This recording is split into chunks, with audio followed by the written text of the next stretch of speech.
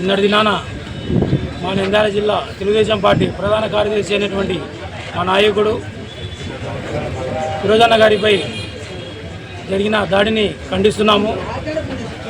అదేవిధంగా నంద్యాలలో ఫ్యాక్షన్ అనేది లేదంటే దానికి నష్టం కుటుంబమే. ఫ్యాక్షన్ లేకుండా 40 ఏళ్ల నుంచి నంద్యాలను నడిపించకుండా ఫ్యాక్షన్ది అనేది లేకుండా నంద్యాలలో చేశారంటే ఒక నష్టం కుటుంబంకే సాధ్యమైంది.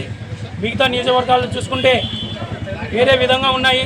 కానీ మా నియోజకవర్గంలో ఫ్యాక్షన్ అనే దానికి తావు లేకుండా మా నష్టం కుటుంబము మంత్రి ఫారూక్ సార్ గారు కానీ ఫిరోజ్ సార్ గారు కానీ దాన్ని కాపాడుకుంటూ అదేవిధంగా వస్తూ ఉన్నారు. మీరు ఫిరోజన్న గారిని ఒకవైపే చూశారు, ఇంకొక వైపు చూడాలనుకుంటే మీరందరికీ ఇబ్బంది పడతారని ఈ విధంగా ఈ మీడియా సమావేశంలో తెలియజేసుకుంటాము. అదేవిధంగా ఇటువంటి కుట్రలు కానీ కుతంత్రాలు కానీ కొట్లాటలు కానీ చేసేవారు వేరే వారు ఉంటారు, కానీ అందులోంచి నష్టం కుటుంబము ఉండదని మీడియా సమావేశంగా తెలియజేసుకుంటాను. దానాలు కానీ ధర్మాలు కానీ వాళ్ళ ఆస్తులు 100 కోట్ల ఆస్తులు ఈరోజు నంద్యాల ప్రజల కోసం వినియోగపడుతూ ఉన్నాయి.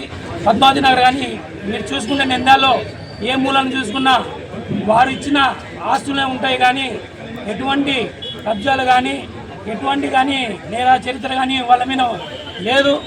ఇటువంటి బుద్ధ చెల్లే కార్యక్రమాలు మీరు చేస్తే మీరే కాదు, మా నాయకులు, మా కార్యకర్తలు, మా తెలుగుదేశం అభిమానులు ఎవరైతే ఉన్నారో ఒక్క ఫిరోజన్న కనుసైగపైన మేము ఏదానికైనా కూడా చేయడానికి సిద్ధమని ఈ సమావేశంలో తెలియజేసుకుంటున్నాము. అదేవిధంగా చిన్న ఇన్సిడెంట్ ఒక ఊరిలో జనసేన పార్టీకి కార్యక్రమానికి పోతే ఆ ఊరిలో ఉండే వర్గాలు చేసిన తప్పిదానికి ఫిరోజన్నకు దానిపై బురద చల్లడం అనేది దీన్ని ఖండిస్తున్నాము. మీరు మరోసారి హెచ్చరిస్తున్నాము, ఖబర్దార్ ఎవరే కానీ నంద్యాలలో నష్టం కుటుంబం మీద కన్నెత్తి నెగిటివ్గా ఎవరైనా ఆలోచన చేశారంటే మేము ఎంతవరకైనా పోతామని మీడియా సమావేశంగా తెలియజేసుకుంటాము.